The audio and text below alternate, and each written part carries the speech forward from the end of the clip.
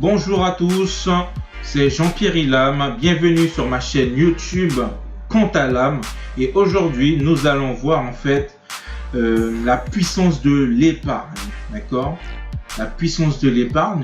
Mais avant qu'on voit entre guillemets la puissance de l'épargne, je souhaiterais vous présenter un site, d'accord, qui va vous permettre en fait d'établir entre guillemets un budget. Parce que c'est important d'établir un budget afin d'en dégager des économies, d'accord, pour pouvoir ensuite utiliser la puissance de l'épargne comme on verra tout à l'heure.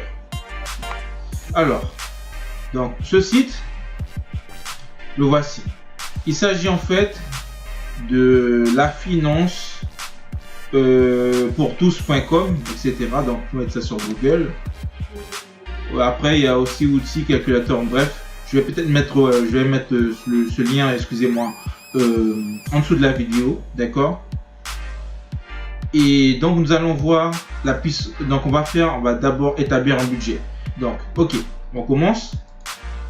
Alors, qu'est-ce qu'on peut voir? Alors, les employés, les ouvriers, d'accord. Bon, je sais pas, on va prendre la moyenne, d'accord.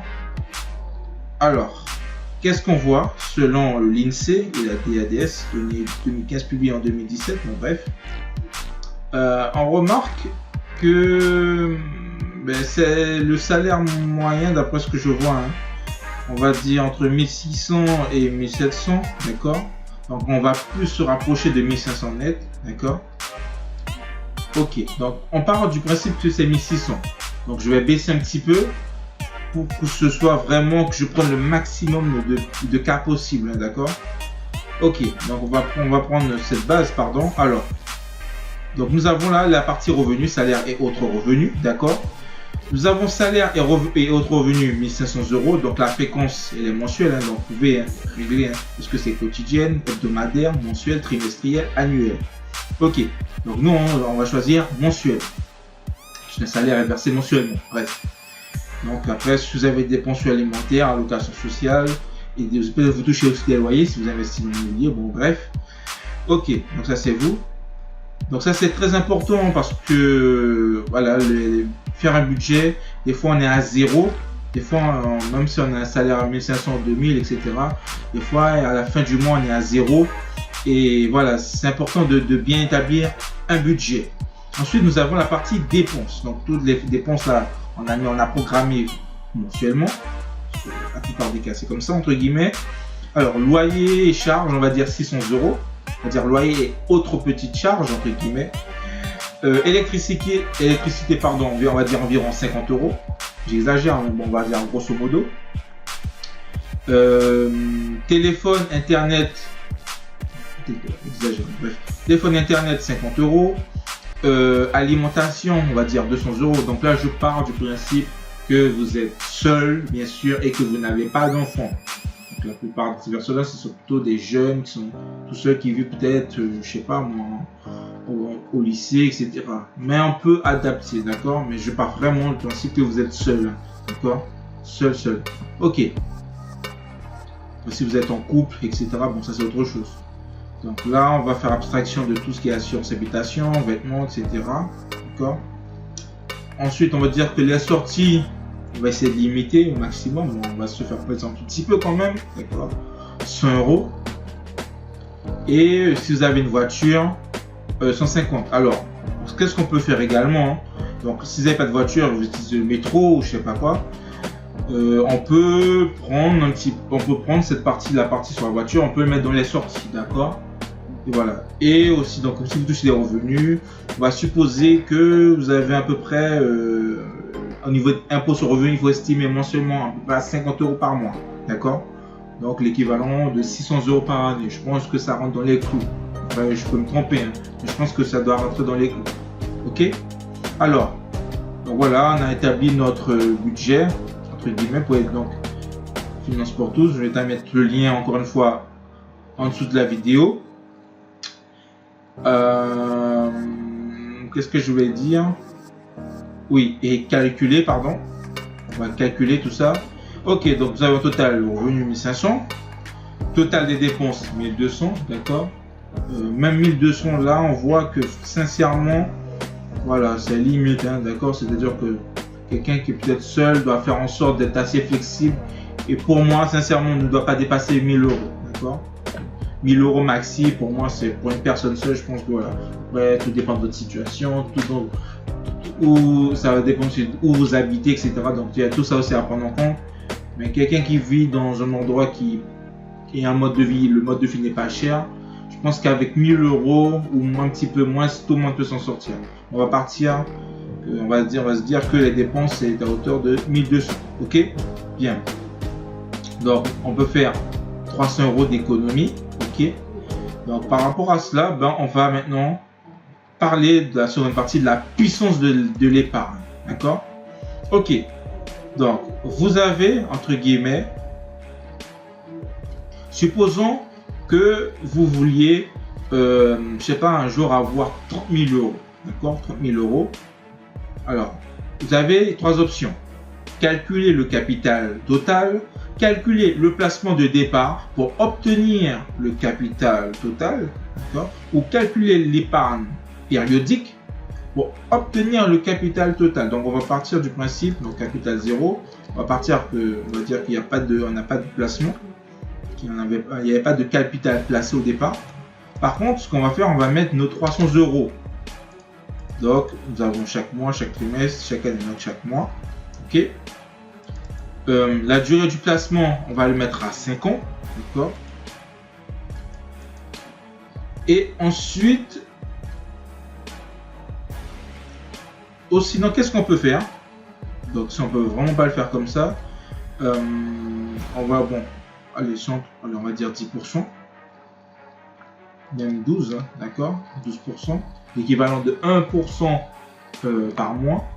Et si on calcule bien, si on met 300 euros chaque mois, d'accord, pendant 5 ans, on calcule, à la fin, vous retrouvez avec un capital de 23 802 euros, d'accord, c'est déjà pas mal, d'accord, parce que si on prend le cas, donc, vous avez pris 300 euros, 5 ans, c'est quoi? C'est 60 mois. Donc, fois. D'accord. Au moins, c'est pour aller plus vite, hein, d'accord. Je fais un peu le calcul à l'envers, mais moi, c'est pas grave. Vous voyez ce que je veux dire? Quand je vais multiplier par A, excusez-moi, fois 1 pour arrondir, vous avez compris, hein, le système.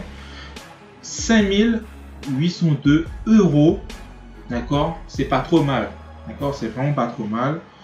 5802 euros de bénéfices. Donc, avec pour un capital total de 23 802. Donc, avec déjà plus de 20 000 euros, on peut faire des choses. On peut investir, d'accord, dans un parking, dans un ou dans des parkings. On peut acheter un appartement pour ensuite le louer. Qu'est-ce qu'on peut faire? On peut investir dans les paris sportifs, d'accord. Et puis, voilà, on peut avoir des rentes au fur et à mesure. Qu'est-ce qu'on peut faire? On peut faire du trading, hein, d'accord. Bon, après, c'est selon vous, hein, comment, voilà. On peut investir en bourse. On peut faire pas mal de choses. Vous pouvez même créer un business sur Internet, d'accord. Donc, tout ça aussi, c'est assez faisable.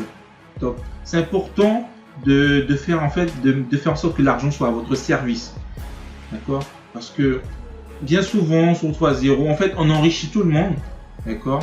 On enrichit tout le monde, mais on ne s'enrichit pas soi-même, entre guillemets. Et ça, c'est important. Je trouve que ça, c'est pas normal. On devrait s'enrichir d'abord, ok. Donc, d'où le principe de se payer en premier. Je pense que vous avez déjà entendu parler de cette expression. Donc, ça vient de pas mal des livres comme L'homme le plus riche de Babylone ou Père riche, Père pauvre de Robert Kiyosaki, etc. D'accord. Donc, ça, c'est très important de mettre l'argent à son service pour qu'il puisse travailler pour vous. Et comme ça, à un moment donné, vous faites ce que vous voulez. Parce qu'après, tout le monde n'a pas la force tout le temps, l'envie de travailler. D'accord. Alors, je vais prendre un autre cas rapidement. Supposons maintenant, qu'est-ce qu'on va faire? Oui. Alors, supposons qu'on va prendre Alors, calculez l'épargne périodique pour obtenir le capital total. Si vous voulez bien sûr obtenir, imaginons 30 000 euros, d'accord, 30 000 euros.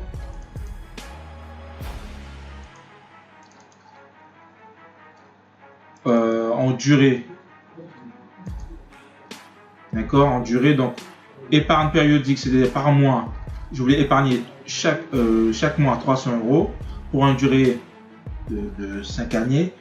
On va dire il y a 0%, on va faire simple. Pourquoi? Parce que je vais vous montrer le cumul de votre épargne sans les bénéfices, sans les profits, d'accord.